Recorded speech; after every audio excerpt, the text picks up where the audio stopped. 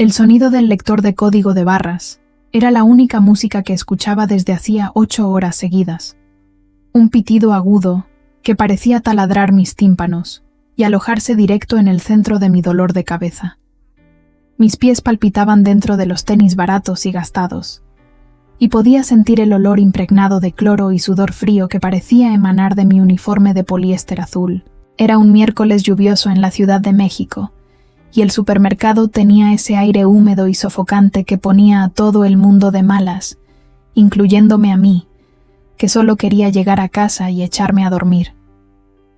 Pasé un paquete de pasta, 2 salsas de tomate y una botella de vino barato, sin siquiera mirar a la cara del cliente, mecanizada por el cansancio y la rutina humillante de quien un día soñó con construir edificios y ahora solo empacaba la comida de otros. Mi espalda protestó cuando me incliné para agarrar una bolsa de naranjas que la señora anterior había dejado casi cayéndose de la banda, y contuve un gemido de dolor, acomodando la postura mientras intentaba mantener la sonrisa profesional que el gerente exigía. El siguiente cliente colocó las compras en la banda con una delicadeza que no era común por ahí, depositando artículos que costaban más que mi sueldo del mes entero: quesos importados, vinos franceses, chocolates suizos. El olor llegó antes que la vista, un perfume de madera y flores blancas, sofisticado y caro, que cortó el aire viciado del mercado como una navaja afilada y me hizo levantar la vista involuntariamente. Mi corazón se saltó un latido. Se detuvo por un segundo entero y luego volvió a latir desbocado, golpeando contra mis costillas como un pájaro atrapado en una jaula demasiado pequeña.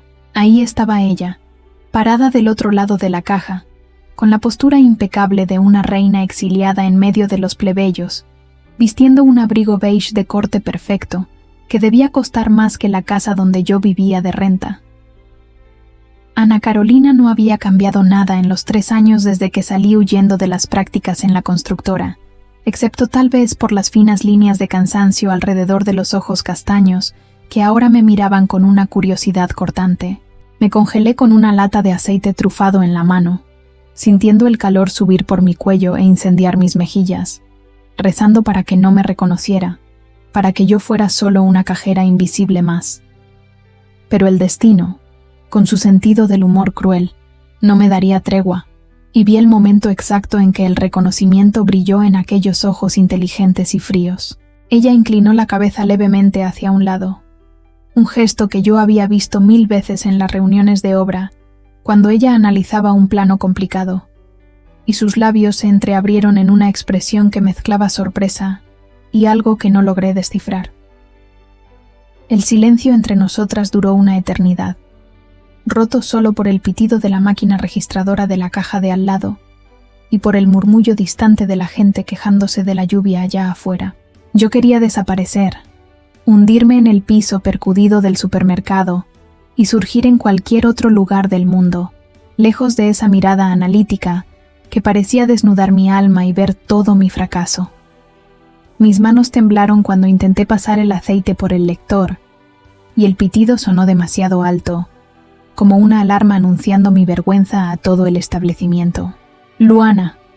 Su voz sonó grave y aterciopelada, pronunciando mi nombre con una familiaridad que me causó un escalofrío en la espina dorsal, transformando aquella pregunta en una sentencia de muerte para mi orgullo. No tuve más opción que mirarla, forzando una sonrisa que debió parecer más una mueca de dolor, mientras intentaba esconder mis manos ásperas y con las uñas demasiado cortas. Sí, señora Ana Carolina, respondí con la voz entrecortada, odiando la sumisión automática que me invadió, odiando todavía llamarla señora cuando ella era solo 14 años mayor que yo. Ella no sonrió, solo siguió observándome con esa intensidad desconcertante, sus ojos barriendo mi uniforme, mi gafete chueco y volviendo a mi rostro cansado y sin maquillaje. Creí que te habías mudado a Guadalajara para terminar la carrera de arquitectura, dijo ella, no como una acusación, sino como la constatación de un hecho que no encajaba en la hoja de cálculo mental que debía tener de todos los ex empleados. La mención a la carrera que tuve que abandonar cuando mi mamá se enfermó Fue como una puñalada en el pecho, reabriendo una herida que intentaba ignorar todos los días al despertar. Las cosas cambiaron un poco, murmuré, pasando el resto de sus compras lo más rápido que podía, queriendo terminar esa interacción dolorosa antes de que me pusiera a llorar ahí mismo. El total de la compra apareció en la pantalla, una cantidad obscena, y ella extendió una tarjeta de crédito negra sin siquiera parpadear, mientras yo evitaba mirarla, enfocándome solo en la terminal. Mientras el ticket se imprimía, con ese ruido arrastrado y molesto, sentí que ella todavía no se había movido, que seguía parada ahí, bloqueando la fila, bloqueando mi huida, bloqueando mi aire. «¿A qué hora sales de aquí, Luana?», preguntó de repente, y el tono no era de quien pedía una información, sino de quien estaba acostumbrada a dar órdenes y ser obedecida sin cuestionamientos. Miré el reloj en la pared, que marcaba casi las 8 de la noche, y tragué saliva, sin entender por qué la gerente de obras de una de las constructoras más grandes de la ciudad estaría interesada en mi hora de salida. «En 10 minutos», respondí, entregándole la tarjeta de vuelta y sintiendo el toque helado de sus dedos rozar los míos por un breve segundo. «Perfecto», dijo ella, guardando la tarjeta en la cartera de piel con movimientos elegantes y precisos, ignorando completamente al señor detrás de ella, que suspiraba impaciente por la demora. «Hay un café aquí enfrente que cierra tarde. Te espero ahí para platicar un poco. No acepto un no como respuesta». Abrí la boca para inventar una excusa, para decir que tenía que correr a casa, que mi mamá me esperaba, que no tenía ropa ni dignidad para sentarme en un café con ella. Pero Ana Carolina ya estaba recogiendo las bolsas con una facilidad impresionante, para alguien con tacones y dándose la vuelta. Su perfume dejando un rastro de promesas y peligro en el aire. Me quedé viéndola alejarse hacia la salida, el abrigo beige balanceándose con el movimiento de sus caderas, y sentí una mezcla de pánico y curiosidad revolverme el estómago vacío. El resto de los 10 minutos se arrastró como si el tiempo se hubiera vuelto melaza, cada segundo goteando lentamente mientras mi mente creaba 1000 escenarios catastróficos para esa invitación inusual.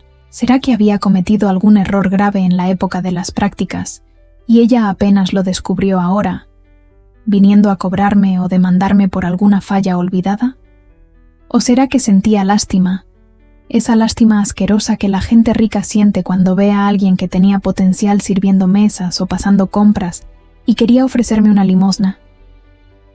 Cuando finalmente chequé salida, sintiendo el alivio físico de librarme del puesto de trabajo, corrí al baño de empleados e intenté acomodarme el cabello rebelde que se había soltado del chongo flojo. Me lavé la cara con el agua fría del grifo, intentando quitar el brillo de grasa y cansancio. Pero las ojeras profundas seguían ahí, denunciando mis noches mal dormidas y mis preocupaciones económicas. Me quité la bata azul con prisa, quedándome con mi playera blanca básica y los jeans deslavados, sintiéndome desnuda y vulnerable sin la protección del uniforme, solo la Luana fracasada frente a la mujer exitosa. Respiré hondo 3 veces, mirando mi reflejo en el espejo manchado, y me dije a mí misma que era solo un café, que podía aguantar 15 minutos de plática educada y después desaparecer para siempre. La lluvia había disminuido a una llovizna fina cuando salí por la puerta trasera y di la vuelta a la manzana hasta el café, viendo a través del ventanal iluminado la silueta inconfundible de Ana sentada en una mesa de la esquina. Parecía fuera de lugar ahí, demasiado elegante para las sillas de madera sencillas y para el ambiente modesto, leyendo algo en el celular con el ceño fruncido en concentración. Mi instinto gritó que diera media vuelta y corriera a la parada del camión, huir a la seguridad de mi pobreza conocida, lejos de esa mujer que representaba todo lo que yo quería ser, y no logré. Pero mis pies, traicionando mi sentido común, y movidos por una fuerza gravitacional que no sabía explicar, me llevaron hacia adentro del establecimiento, directo a su mesa. Ana levantó la vista en cuanto me acerqué, y por un instante Vi caer la máscara de frialdad, revelando un cansancio profundo que reflejaba el mío, una soledad que ni todo su dinero parecía capaz de curar. «Siéntate, Luana», dijo suavemente, indicando la silla frente a ella, y ya había una taza de capuchino humeante esperándome, como si ella supiera exactamente lo que yo necesitaba. Me senté en la orilla de la silla, tensa, lista para huir en cualquier momento, y esperé el golpe, la humillación o la piedad. Pero lo que dijo a continuación, con la voz baja y controlada, fue la última cosa que esperaría escuchar esa noche lluviosa o en cualquier otra vida. «Necesito un favor tuyo», comenzó, y sus ojos atraparon los míos con una intensidad desesperada. «Un favor que puede cambiar tu vida y salvar la mía». El olor a granos tostados y leche vaporizada invadió mis fosas nasales, creando un contraste absurdo con el olor a cloro que todavía parecía pegado a mi piel. La mesera puso la taza frente a mí con una sonrisa cansada y envolví la porcelana caliente con las dos manos, buscando cualquier tipo de calor que pudiera calmar el temblor involuntario de mis dedos. Ana Carolina no tocó su bebida, manteniendo las manos perfectamente manicuradas entrelazadas sobre la mesa de madera rústica, observándome con esa misma precisión quirúrgica de quien evalúa la estructura de un edificio a punto de derrumbarse. El ruido de la lluvia golpeando contra el cristal del café parecía crear una burbuja acústica a nuestro alrededor, aislando nuestra conversación del resto del mundo y aumentando la sensación de que estaba a punto de entrar en terreno peligroso. «Siempre fuiste muy discreta, Luana», comenzó, la voz firme, pero con un tono ligeramente más bajo de lo habitual, como si estuviera confesando un secreto de estado. «Recuerdo que, durante las prácticas, escuchabas todo lo que pasaba en la sala de juntas, veías las peleas de los socios, pero nunca abrías la boca para chismear en los pasillos, y esa lealtad silenciosa es una moneda rara en nuestro mercado».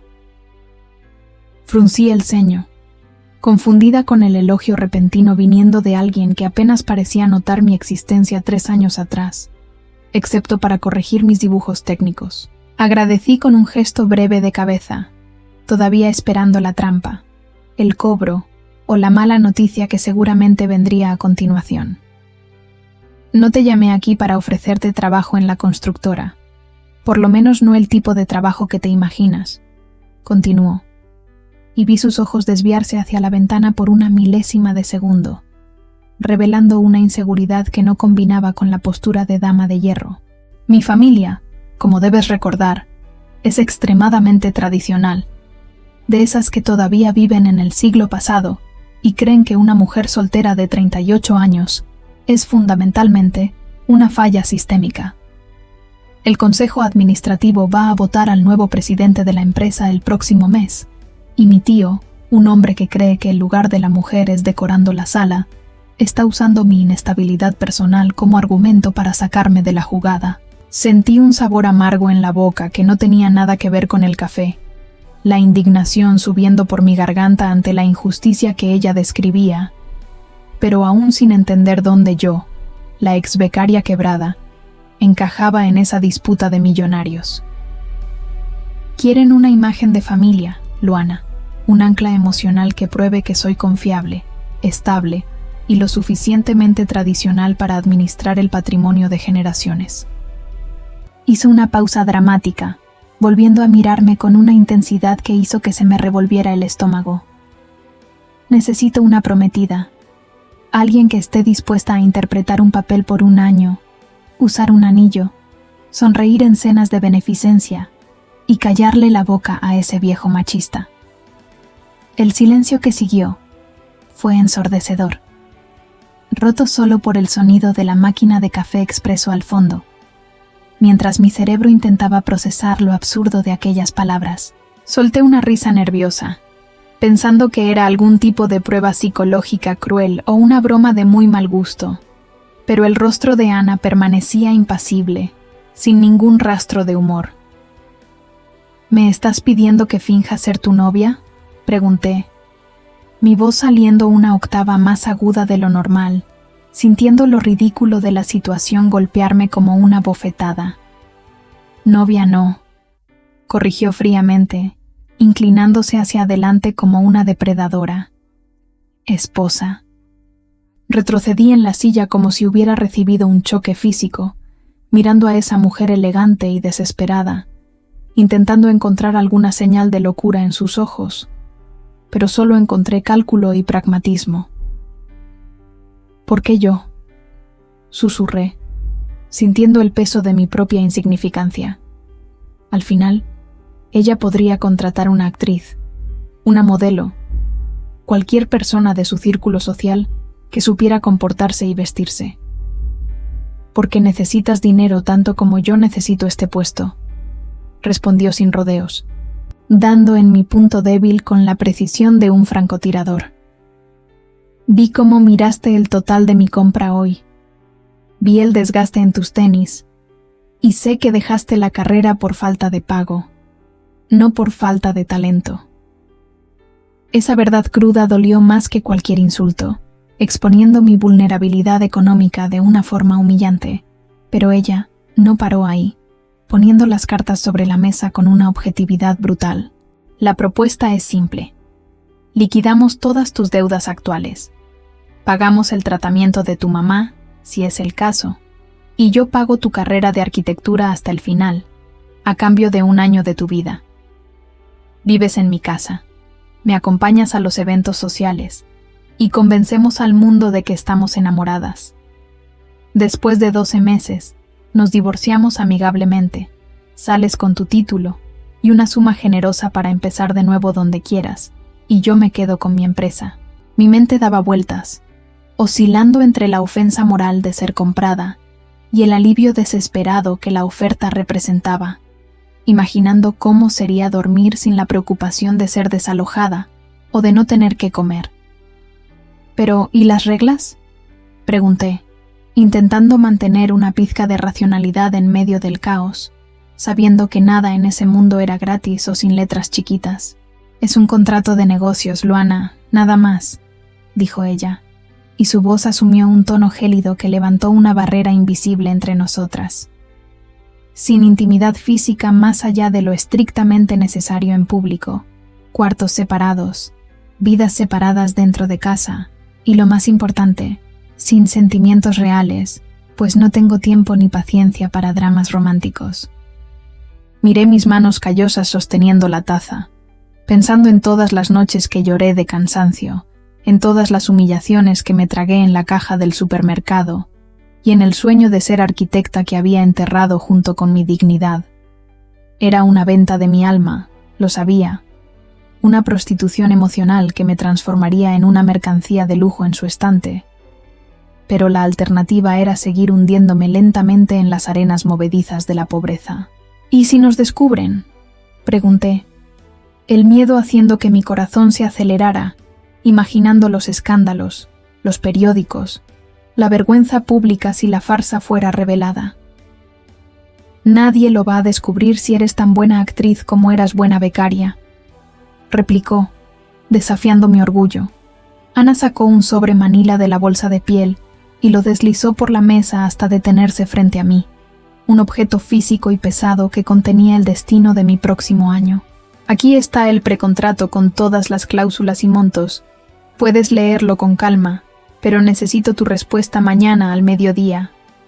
Se levantó, acomodándose el abrigo con esa elegancia irritante, y dejó un billete de 500 pesos en la mesa para pagar 2 cafés, un gesto que resumía perfectamente la disparidad entre nuestros mundos. No me decepciones, Luana, dijo antes de darse la vuelta, y me quedé ahí, sola, mirando el sobre como si fuera una bomba de tiempo. Agarré el papel con las manos temblorosas, sintiendo la textura gruesa del sobre, y miré hacia afuera, donde la lluvia seguía cayendo sobre la Ciudad de México, lavando las calles pero no mi conciencia.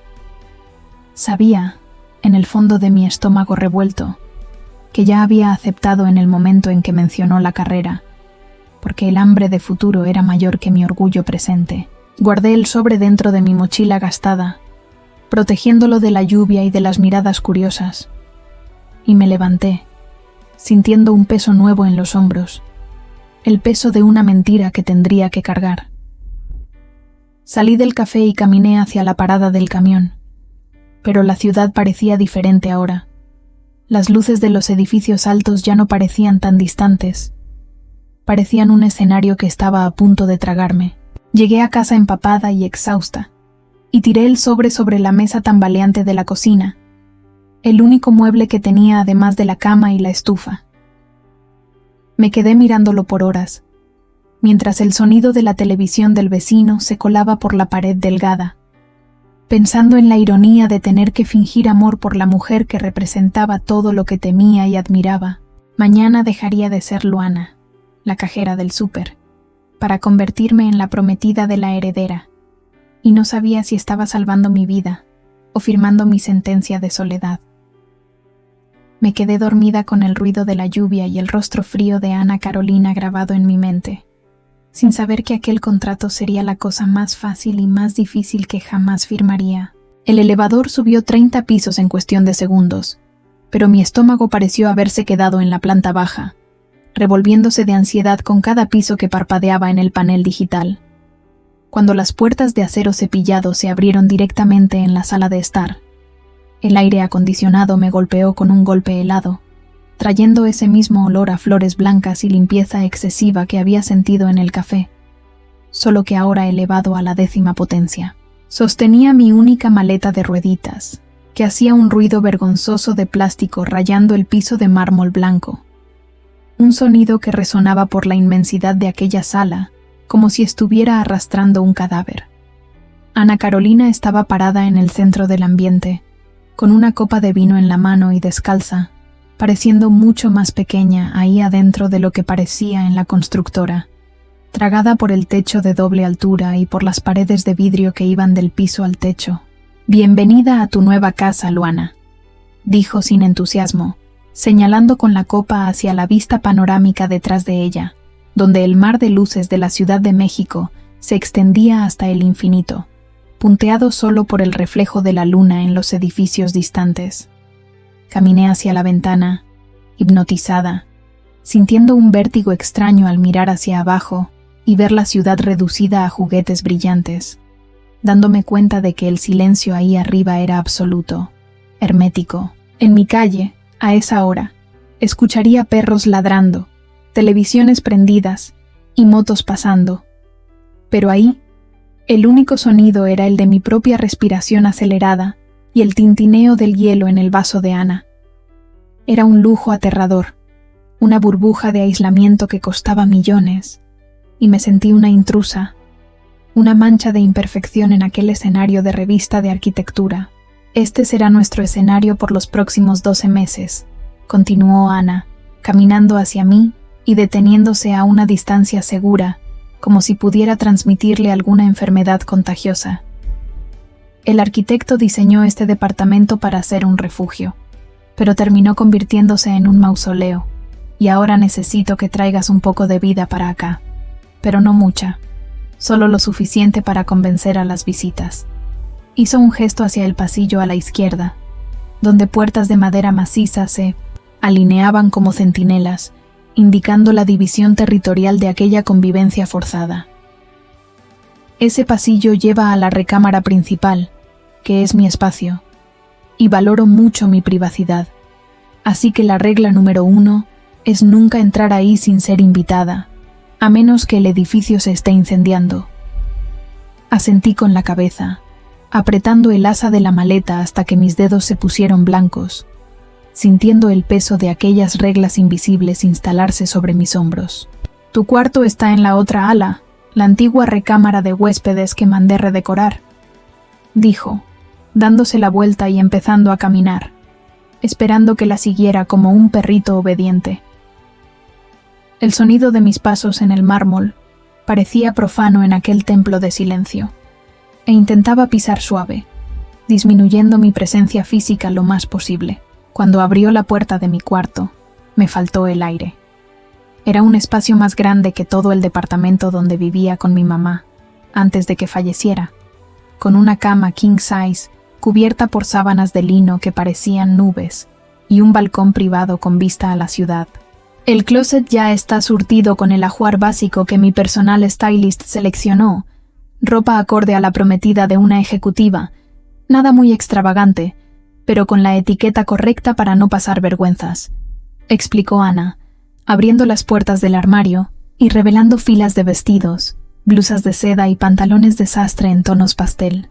Miré mi maleta traqueteada, que contenía mis playeras de bandas y jeans gastados, y sentí una punzada de humillación, dándome cuenta de que Luana, la persona, estaba siendo sistemáticamente borrada para dar lugar a Luana, el personaje.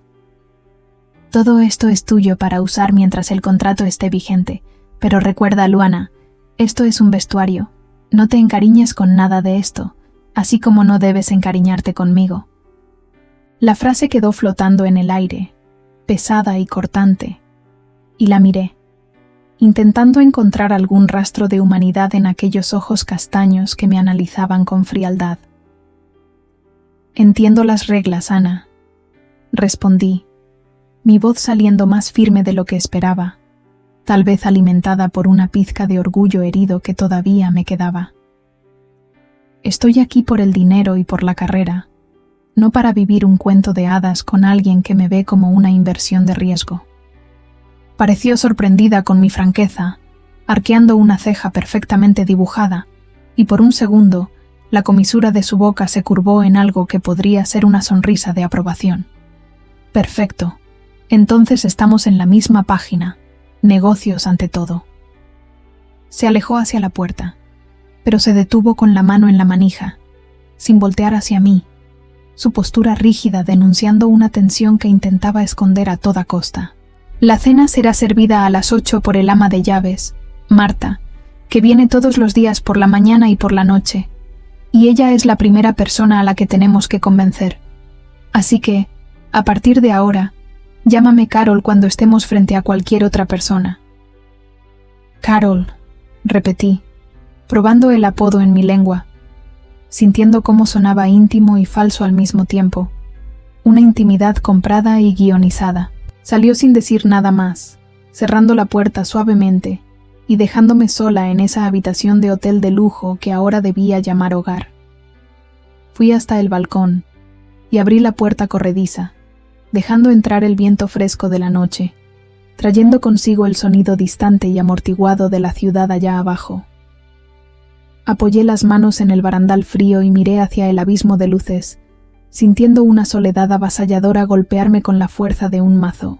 Estaba rodeada de riqueza, durmiendo en sábanas de hilos egipcios, con todas mis deudas pagadas, pero nunca me sentí tan pobre de espíritu como en ese momento.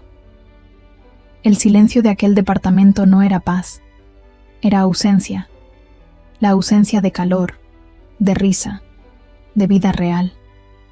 Y me pregunté si lograría sobrevivir 12 meses en aquella pecera de vidrio sin asfixiarme. Abrí mi maleta en el piso, al lado de la cama gigante, y saqué el retrato de mi mamá, la única cosa que realmente quería tener ahí conmigo, colocándolo sobre la mesita de noche laqueada. Su sonrisa en la foto parecía juzgarme y acogerme al mismo tiempo, y toqué el vidrio frío, susurrando una promesa de que aquello valdría la pena, de que saldría de ahí con mi título y mi vida de vuelta. Pero mientras me acostaba en esa cama inmensa, sintiendo el olor a lavanda cara de la almohada, no pude dejar de pensar en la mujer del otro lado del pasillo, bebiendo vino sola en su torre de marfil, y me pregunté qué tipo de monstruos habitaban su silencio, para que necesitara comprar una compañía. El sueño tardó en llegar, y cuando llegó, fue inquieto, poblado por sueños donde caía de ese balcón directo al asfalto oscuro, y nadie, ni siquiera Ana Carolina, extendía la mano para sostenerme.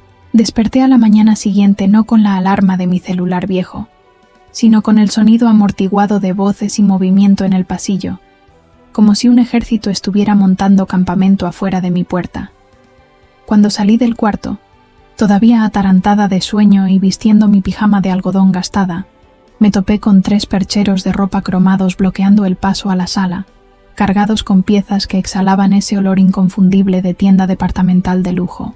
Una mujer delgada y agitada, vestida de negro de pies a cabeza, Organizaba zapatos en filas militares en el piso de mármol, mientras Ana Carolina supervisaba todo sentada en un sillón, sosteniendo una tablet y una taza de café, ya vestida impecablemente como si estuviera lista para despedir a alguien. Tosí. «Buenos días, Cenicienta», dijo Ana sin quitar los ojos de la pantalla, su tono cargado de una ironía leve que me hizo subir el cuello de mi playera, intentando esconder mi vulnerabilidad matutina.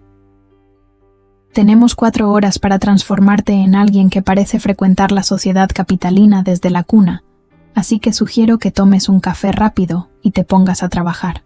La mujer de negro me empujó una pila de ganchos antes de que pudiera protestar o lavarme la cara, y me vi transformada en una muñeca de vestir en tiempo real, siendo alfilereada, medida y juzgada por miradas críticas que evaluaban cada centímetro de mi cuerpo como si fuera un terreno a construir. Las horas siguientes fueron un borrón de seda, lino y cachemira, telas que nunca había tocado en la vida y que ahora se deslizaban por mi piel con una suavidad casi obscena. Me probé pantalones de sastre que costaban más que un año de renta de mi antiguo cuartito, blusas de seda que parecían hechas de humo y vestidos de corte recto que me obligaban a mantener una postura que no tenía. A cada cambio de ropa, salía del closet improvisado y me paraba frente a Ana, que apenas levantaba la cabeza, haciendo gestos rápidos con la mano a la derecha o a la izquierda, aprobando o descartando las prendas con la eficiencia fría de quien escoge azulejos para una obra. Me sentía cada vez menos yo misma, como si con cada prenda cara que me ponía, una capa de la Luana real fuera pelada y tirada a la basura, sustituida por aquella versión pulida y artificial que el contrato exigía. Mis pies dolían de probarme tacones altos y finos, y mi sonrisa ya estaba trabada de tanto nerviosismo, pero Ana parecía incansable, buscando una perfección que no sabía si podía entregar.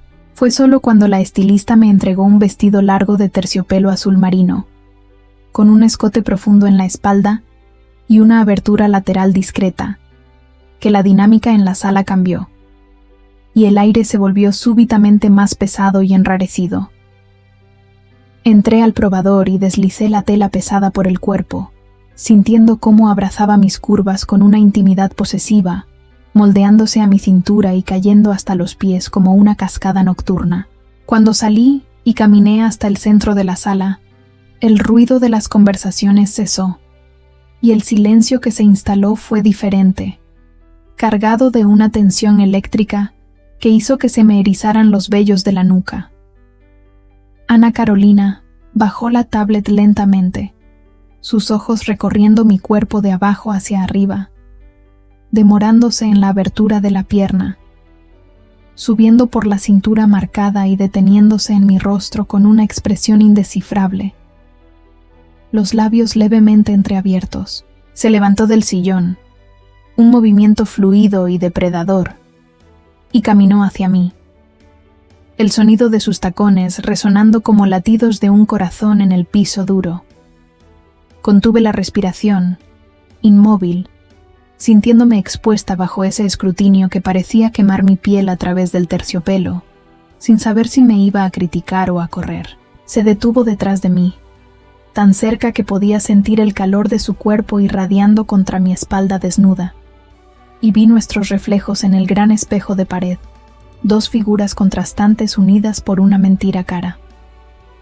El cierre no subió hasta el final, murmuró, la voz ronca sonando peligrosamente cerca de mi oído, y sentí el toque helado de sus dedos en mi piel caliente, subiendo el cierre con una lentitud tortuosa. Un escalofrío violento recorrió mi espina dorsal, y cerré los ojos por un segundo, luchando contra la reacción física que ese toque casual provocó, odiando cómo mi cuerpo traicionaba a mi mente racional. Alisó la tela sobre mis hombros, sus manos demorándose un segundo más de lo necesario. Un toque que podría ser de posesión o de aprobación, pero que envió una corriente eléctrica directo a mi vientre. Abrí los ojos y encaré su reflejo mirándome por el espejo, y por un instante vi algo brillar en el fondo de aquellos ojos castaños, un hambre o una curiosidad que rápidamente enmascaró con su frialdad habitual. Está perfecto para la cena de compromiso, dijo, alejándose bruscamente como si hubiera tocado un cable pelado, volviendo a asumir su postura de general. Este vestido manda el mensaje correcto. Elegancia, misterio y clase. Exactamente lo que necesitamos para callarle la boca a mi tía Clotilde. La estilista aplaudió, rompiendo el hechizo, y empezó a parlotear sobre accesorios y zapatos, pero yo apenas escuchaba, todavía sintiendo el fantasma de las manos de Ana en mi espalda. Regresé al probador para quitarme el vestido, y cuando me vi sola frente al espejo menor, encaré a la mujer que me devolvía la mirada, maquillada, vestida como una reina, pero con los ojos asustados de una niña perdida. Aquella no era la Luana que contaba monedas para comprar pan, aquella era la señora Alcantara, un personaje ficticio que estaba a punto de tragarse mi identidad real. Sentí una ola de vértigo, un síndrome del impostor tan fuerte que tuve que apoyarme en la pared para no caerme, dándome cuenta de que el peligro de aquel contrato no era solo ser descubierta, sino olvidar quién era yo. Me quité el vestido con cuidado, tratándolo como si fuera de vidrio, y me puse mi ropa vieja de nuevo. Pero se sentía extraña ahora, áspera y apretada en los lugares equivocados. Cuando salí a la sala, ya se estaban llevando los percheros, y Ana estaba al teléfono, hablando en alemán con algún proveedor, sin siquiera mirarme, como si el momento de tensión entre nosotras nunca hubiera existido. Recogí mis cosas y me fui a mi cuarto, sintiéndome exhausta como si hubiera corrido un maratón, y me tiré en la cama, mirando el techo alto y blanco. El closet ahora estaba lleno de ropa que no era mía, de una vida que no me pertenecía, y sabía que a partir de esa noche tendría que actuar sin guión, improvisando en un escenario donde cualquier error podría costar mi futuro. Cerré los ojos e intenté recordar el olor de mi antiguo barrio, el ruido de la lluvia en el techo de lámina, intentando anclarme en la realidad. Pero lo único que mi mente lograba evocar era el toque frío de los dedos de Ana en mi piel y el olor a flores blancas que ahora impregnaba hasta mis pensamientos. El salón de fiestas del hotel más lujoso de la Ciudad de México parecía un joyero gigante, con candelabros de cristal que colgaban del techo como gotas de luz congelada y meseros que se deslizaban por el ambiente con charolas de plata, sirviendo champaña a la élite de la construcción. Me sentía una impostora dentro de ese vestido de terciopelo azul, apretando la copa de cristal con tanta fuerza que tuve miedo de romperla, mientras intentaba mantener la sonrisa congelada que ensayé en el espejo por horas. Ana Carolina estaba a mi lado, su mano posada en la parte baja de mi espalda. Un toque que debería ser posesivo para la audiencia, pero que yo sentía quemar a través de la tela como un hierro al rojo vivo. Platicaba con inversionistas alemanes en un inglés fluido, y yo solo asentía, fingiendo entender la complejidad del mercado inmobiliario, rezando para que nadie me preguntara nada más profundo que ¿cómo estás? A cada grupo que saludábamos, sentía las miradas de evaluación, mujeres cubiertas de diamantes escaneándome de arriba a abajo, intentando calcular el precio de mi vestido y el origen de mi apellido, sin saber que mi único patrimonio era la deuda que Ana estaba pagando. Yo era el accesorio nuevo y brillante de la heredera, y el murmullo que nos seguía era tan audible como la música clásica suave que sonaba de fondo.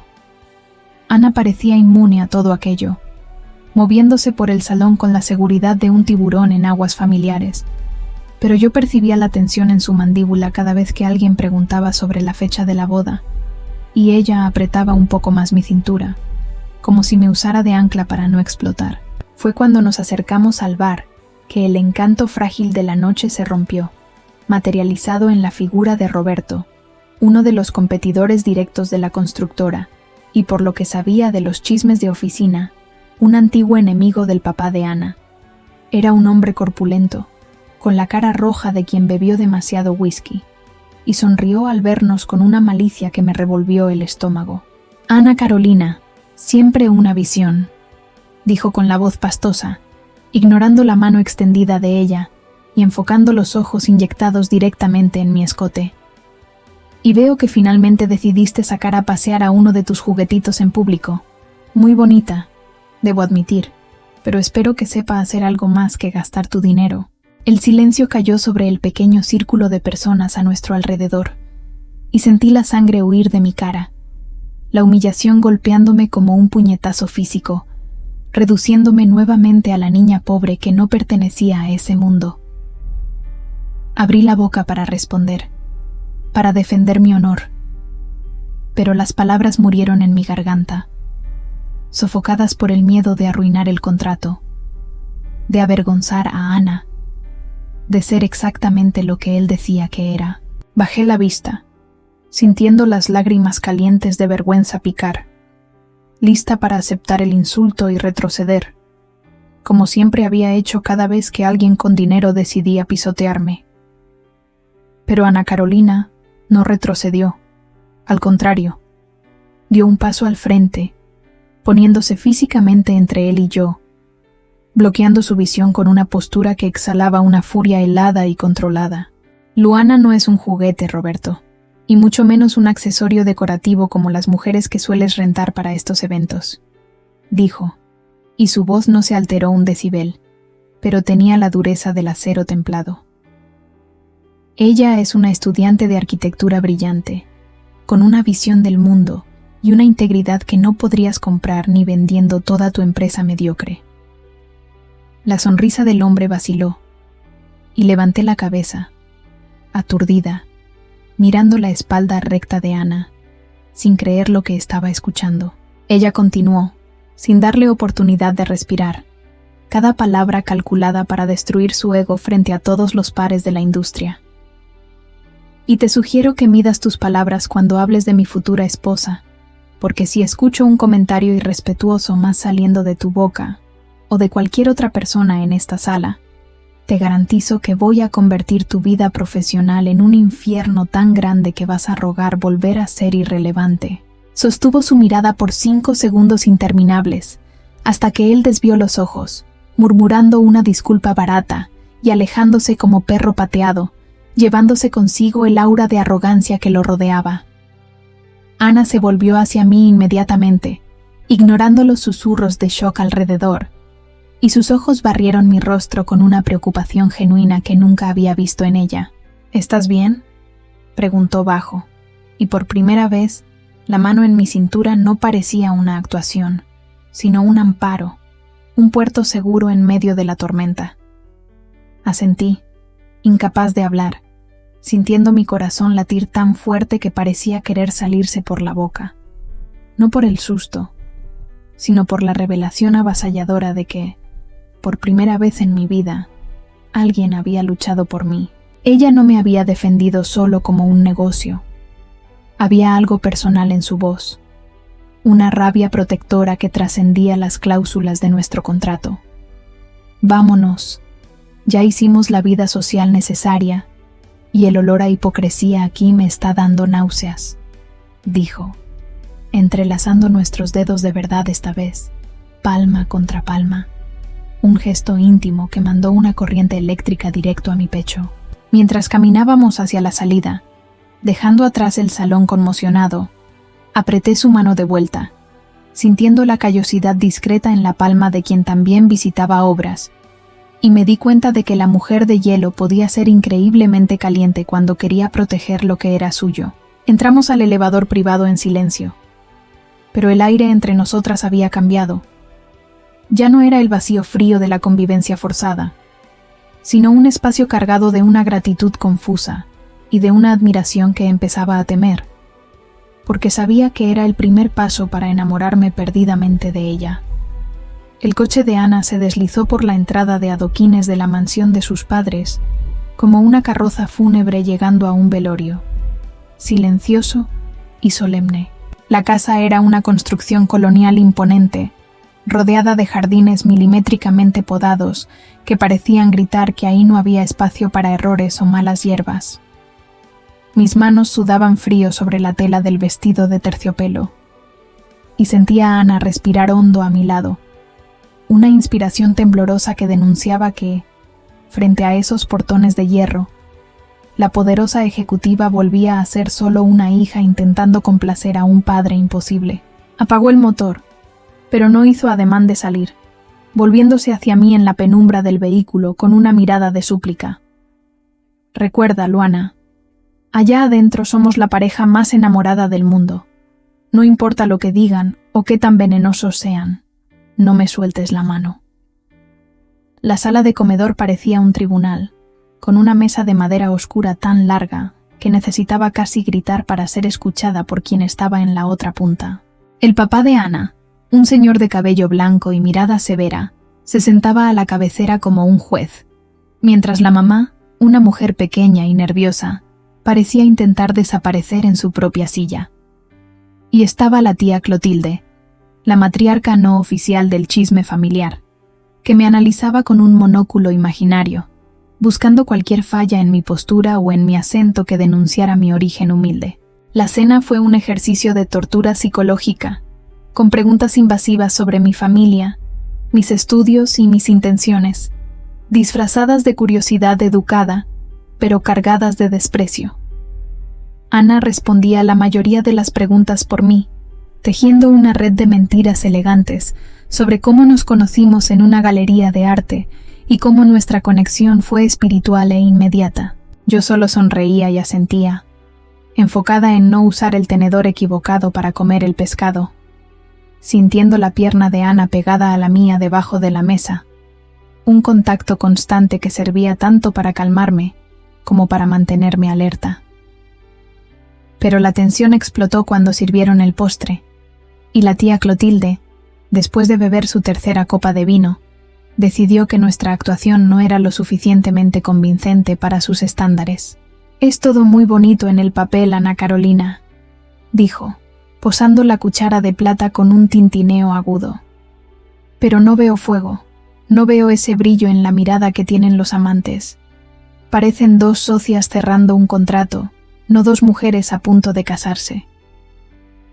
El silencio que siguió fue absoluto, y vi al papá de Ana asentir levemente, concordando con la evaluación cruel. Mi corazón se disparó, y sentí el pánico de Ana a mi lado, el miedo de que todo el plan se desmoronara ahí, por falta de química pública. Fue instinto, o tal vez desesperación, lo que me hizo voltear hacia ella en ese momento, buscando sus ojos. Ana no dudó. Con un movimiento fluido, se giró en la silla, quedando de frente a mí, y sostuvo mi rostro con las dos manos, sus dedos fríos tocando mis mejillas calientes, con una firmeza que me inmovilizó. «Si es prueba lo que quieren, tía», dijo, la voz baja y ronca, enfocada solo en mi boca. «Entonces observa bien». Antes de que pudiera respirar o procesar lo que estaba pasando, inclinó el cuerpo y presionó sus labios en los míos. Debería ser un beso técnico, una actuación para callar a la audiencia, un toque seco de labios cerrados como estaba en las reglas no dichas de nuestro acuerdo. Pero no fue eso lo que pasó. En el momento en que nuestras bocas se encontraron, algo se rompió en el universo ordenado que ella había construido. Sentí la suavidad de sus labios, el sabor a vino tinto y la respiración contenida, y de repente, no había más comedor, ni familia, ni contrato. Un choque eléctrico, real y físico, recorrió mi cuerpo, saliendo de mis labios y bajando hasta la punta de los dedos de mis pies, haciendo que mi vientre se contrajera en una respuesta violenta e inesperada. Escuché un suspiro bajo escapar de su garganta, una vibración que sentí contra mi propia boca, e instintivamente mis manos subieron a sus hombros, acercándola más, profundizando el contacto. Por 2 segundos, el beso dejó de ser teatro y se volvió hambre. Ana entreabrió los labios, y la punta de su lengua rozó la mía, una invitación tímida y aterradora que transformó la escena en algo prohibido y sagrado. El calor irradió entre nosotras, una hoguera encendiéndose en medio de aquella sala helada, y olvidé quién era. Olvidé que aquello era una mentira. Solo quería quedarme ahí, en ese abrazo, sintiendo su perfume envolverme y su sabor llenarme. Nos separamos bruscamente, como si nos hubiéramos quemado, ambas con la respiración entrecortada y los ojos muy abiertos, el shock estampado en nuestros rostros. Miré a Ana y vi su pupila dilatada, el rubor subiendo por el cuello pálido y la confusión absoluta de quien acaba de perder el control de su propio guión. La mesa estaba en silencio, pero esta vez era un silencio aturdido. La tía Clotilde estaba con la boca abierta y el papá de Ana carraspeó, incómodo con la intensidad cruda de lo que acababa de presenciar. «Bueno», dijo él, aclarándose la garganta, «creo que eso cierra la discusión sobre la falta de pasión». El resto de la noche fue un borrón. Nos despedimos con prisa, huyendo de esa casa como si hubiéramos robado algo valioso. Entramos al coche, y Ana arrancó quemando llanta en el asfalto mojado, manejando demasiado rápido por las curvas de la carretera oscura. El silencio dentro del vehículo era denso, sofocante, cargado con la electricidad estática de ese beso que todavía hormigueaba en mis labios. Miraba la lluvia golpeando el vidrio, sin valor para mirar hacia el lado, sintiendo mi cuerpo vibrar con una adrenalina que no pasaba. Ana agarraba el volante con tanta fuerza que los nudillos estaban blancos, la mandíbula trabada, mirando fijamente la carretera. Ninguna de las dos se atrevía a hablar, porque hablar significaría reconocer lo que había pasado. Significaría admitir que la regla principal había sido rota no por obligación, sino por instinto.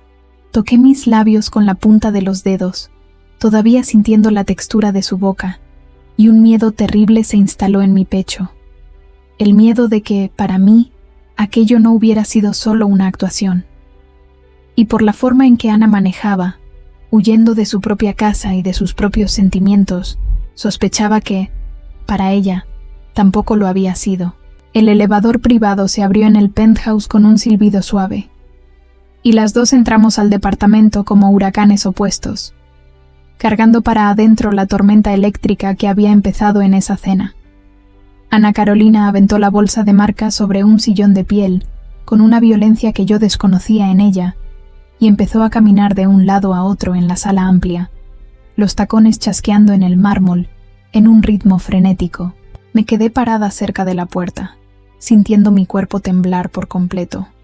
Una mezcla de adrenalina, miedo y un deseo residual que hacía que mis piernas parecieran hechas de gelatina. Necesitaba agua, necesitaba apagar el fuego que ese beso había encendido, así que caminé hacia la cocina, intentando mantener una distancia segura de la mujer que parecía a punto de explotar. ¿Perdiste el juicio?, solté, incapaz de contener las palabras que estaban atoradas en mi garganta desde el coche, mi voz saliendo temblorosa en el silencio de la casa. Aquello allá en casa de tus papás, enfrente de tu familia. No tenías que haber ido tan lejos, Ana. No estaba en el contrato y seguro no estaba en el guión que acordamos. Se detuvo en seco y se volvió hacia mí, los ojos chispeando con una intensidad aterradora, y caminó hacia mí con pasos largos, invadiendo mi espacio personal hasta acorralarme contra la barra fría de la isla de la cocina. Hice lo necesario para salvar el negocio. Siseó, apoyando las dos manos en la piedra de mármol al lado de mis caderas, atrapándome en una jaula hecha por sus brazos. Si no te hubiera besado de esa forma, la tía Clotilde hubiera salido de ahí y llamado a la mitad del consejo administrativo diciendo que nuestro compromiso era una farsa, y tú estarías de vuelta en la caja del súper mañana en la mañana. Su olor, una mezcla de perfume caro y de la lluvia que nos agarró en el camino, invadió mis sentidos, y tuve que inclinar la cabeza hacia atrás para encararla, sintiendo el calor de su cuerpo irradiando contra mi vestido de terciopelo. No fue solo negocio, repliqué en un susurro, desafiando la mentira que ella intentaba contarse a sí misma, viendo su pupila dilatarse al escuchar la verdad desnuda y cruda. Lo sentí, Ana. Y tú lo sentiste también. No estábamos actuando cuando metiste la lengua en mi boca, y lo sabes. El silencio que cayó entre nosotras fue pesado, cargado de una tensión sexual insoportable que parecía enrarecer el aire. Abrió la boca para negar, para llamarme delirante, pero su mirada cayó a mis labios, y la máscara de frialdad que usaba como escudo se hizo añicos en 1000 pedazos. No sé quién se movió primero, si fui yo quien jaló la solapa de su saco, o si fue ella quien avanzó, pero al segundo siguiente nos estábamos besando de nuevo, y esta vez no había audiencia. No había fingimiento, solo un hambre desesperada que había sido reprimida por semanas de convivencia educada. Ana me levantó por la cintura con una fuerza sorprendente y me sentó sobre la barra helada de la cocina, quedándose entre mis piernas, y entrelacé mis dedos en su cabello, jalándola más cerca, queriendo fundir nuestros cuerpos hasta no dejar espacio para dudas. El beso era urgente, caliente y mojado, un choque de lenguas y dientes que sabía a vino y desesperación. Sus manos recorrieron mi espalda, bajando por el cierre del vestido, y sentí sus dedos fríos tocar la piel desnuda de mi cintura, causando un escalofrío violento que me hizo jadear contra su boca. Gemí su nombre, un sonido bajo y ronco que resonó en la cocina vacía, y sentí su cuerpo tensarse contra el mío, su corazón latiendo tan rápido como el mío, golpeando contra mi pecho como un tambor de guerra. Por un momento glorioso y aterrador, creí que se iba a entregar, que íbamos a romper todas las reglas ahí mismo, en esa cocina de lujo, y dejar que el deseo venciera a la razón. Pero entonces, tan rápido como empezó, paró. Ana se alejó bruscamente, como si hubiera despertado de un trance, tambaleándose hacia atrás con la respiración agitada y los labios hinchados y rojos. Se llevó la mano a la boca, horrorizada, mirándome sentada en la barra con el vestido arrugado y el cabello despeinado, y vi el pánico apoderarse de sus ojos, sustituyendo al deseo. «No», susurró, la voz entrecortada y llena de miedo, sacudiendo la cabeza frenéticamente. «Esto no puede pasar, Luana, esto es un error terrible». «Ana», intenté decir, bajándome de la barra con las piernas temblorosas, queriendo alcanzarla, queriendo decir que no era un error, que era la única cosa real en toda esa farsa. Pero levantó la mano en señal de alto, levantando nuevamente esa muralla de hielo inquebrantable entre nosotras. «Vete a tu cuarto», ordenó, y esta vez su voz era la de la jefa, fría y distante, aunque podía ver el temblor en sus manos. «Olvida que esto pasó, olvida esta noche. Tenemos un contrato, y no voy a permitir que sentimientos baratos arruinen el imperio que construyó mi familia».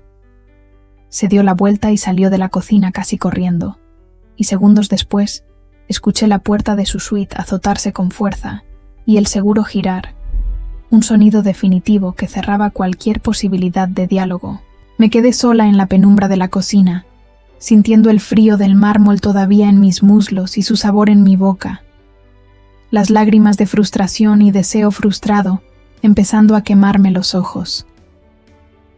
Había probado el fuego que existía dentro de Ana Carolina, pero ella había preferido encerrarse en el hielo, y sabía que, a partir de la mañana siguiente, pagaría caro por haberla hecho perder el control. Desperté con una cruda moral que pesaba más que cualquier borrachera, mi cabeza palpitando con el recuerdo vívido del olor de Ana y del rechazo brutal que le siguió. La luz del sol entraba por la rendija de la cortina de mi cuarto como una navaja, hiriendo mis ojos hinchados de llorar, y por un largo momento deseé poder quedarme ahí hecha bolita para siempre, evitando la confrontación inevitable que me esperaba del otro lado de la puerta. Pero el contrato no preveía días libres para corazones rotos, así que me levanté, me puse ropa sencilla y caminé por el pasillo silencioso, sintiendo cada paso como si estuviera marchando al cadalso. La cocina estaba impecable, sin ningún rastro de nuestra casi entrega la noche anterior, excepto por el fantasma de mi deseo que parecía flotar sobre la barra de mármol frío. Ana Carolina ya estaba ahí, sentada a la mesa con su tablet y una taza de café negro, vestida con un traje sastre gris plomo que parecía una armadura impenetrable. No levantó la vista cuando entré, sus dedos corriendo por la pantalla con una agilidad mecánica, y el aire a su alrededor parecía haber bajado 10 grados. «Buenos días», murmuré, mi voz saliendo ronca e incierta, esperando cualquier reacción, una mirada, una disculpa o incluso una discusión. Pero ella solo pasó la página digital del periódico y respondió con un tono monótono que me heló hasta los huesos. «La lista de tareas de hoy está sobre la barra, Luana. Tienes cita en el dermatólogo y después tienes que ir al registro civil a firmar la unión libre. El chofer te va a llevar». Me congelé, mirando su espalda recta, incrédula con la capacidad que tenía de borrar la realidad. «Ana», intenté, dando un paso hacia la mesa, ignorando el nudo en mi garganta. «Tenemos que hablar de lo de anoche, de lo que pasó en esta cocina». Finalmente levantó la cabeza, y la mirada que me lanzó era tan vacía y distante, que parecía que estaba mirando una pared blanca, no a la mujer que casi desnudó horas antes. «Nada pasó anoche, Luana», dijo con una calma letal, excepto un momento de debilidad causado por el estrés y el alcohol, un error que ya fue corregido y que no se va a repetir. La palabra error me golpeó como una cachetada y sentí la rabia subir, mezclada con un dolor agudo de rechazo. «No parecía un error cuando estabas gimiendo mi nombre», repliqué, queriendo herirla, queriendo romper esa máscara de hielo y encontrar a la mujer apasionada que había visto por un breve segundo. Ana se levantó bruscamente, la silla arrastrándose en el piso con un chirrido agudo, y tomó su bolsa, evitando mirar directamente a mis ojos, como si temiera lo que podría encontrar ahí. «Tenemos un acuerdo profesional, y te sugiero que recuerdes el motivo por el cual estás aquí. Pagar tus deudas y asegurar tu futuro. No jugar a la casita o alimentar fantasías románticas adolescentes». Pasó por mi lado dejando un rastro de perfume frío, sin siquiera tocarme, manteniendo una distancia quirúrgica, y salió por la puerta principal sin decir adiós, dejando solo el sonido del elevador bajando para marcar su huida. Me quedé sola en la cocina inmensa, sosteniendo la lista de tareas como si fuera una sentencia, sintiéndome más empleada que nunca, una pieza desechable en el engranaje de su vida perfecta. Los días que siguieron fueron una tortura lenta y silenciosa, una guerra fría librada dentro de un penthouse de lujo. Ana se convirtió en un fantasma, saliendo antes de que yo despertara y volviendo cuando ya estaba encerrada en mi cuarto, comunicándose solo por notas dejadas en el refrigerador o mensajes cortos e impersonales en el celular. En los eventos sociales, la tortura era aún peor, porque volvía a ser la prometida perfecta. Me tomaba de la mano, sonreía a las cámaras y ponía el brazo alrededor de mi cintura con una posesividad convincente, pero en cuanto entrábamos al coche o al elevador, me soltaba como si quemara, volviendo a su mundo de silencio y barreras inquebrantables. Empecé a sentirme invisible, una muñeca que sacaban de la caja para jugar y luego guardaban en el estante oscuro, y esa invisibilidad dolía más que la pobreza que enfrentaba antes, porque ahora sabía lo que me estaba perdiendo. La observaba a la distancia, cuando ella creía que estaba sola en el balcón mirando el mar, y veía la tristeza profunda en sus hombros, el agotamiento de mantener esa fachada de hierro todo el tiempo. Y fue en esa observación dolorosa, en medio de su desprecio, que la verdad más cruel me golpeó. No estaba solo dolida por ser rechazada, estaba dolida porque me había enamorado de ella. Me enamoré de la mujer que me defendió en la fiesta, de la mujer que tembló en mis brazos en la cocina, e incluso de la mujer asustada que huía de mí ahora. Esa noche, una semana después del beso, estaba acostada en mi cama escuchando el viento aullar afuera, anunciando una tormenta que venía del océano. El cielo estaba negro y pesado, cargado de electricidad, reflejando perfectamente el clima dentro de ese departamento. No sabía cuánto tiempo más aguantaría ese hielo sin romperme, pero sabía que algo estaba a punto de cambiar, porque la naturaleza, así como los sentimientos reprimidos, no puede ser contenida para siempre. Escuché la puerta principal abrirse tarde en la noche, pasos pesados y arrastrados en el pasillo, y supe que la tormenta finalmente había llegado para cobrarnos la factura. Esa tormenta que se acercaba no traería solo lluvia, sino el giro que definiría si nuestro contrato sería destruido o transformado en algo eterno. El desenlace de esta historia intensa continúa en la parte 2, que saldrá pronto.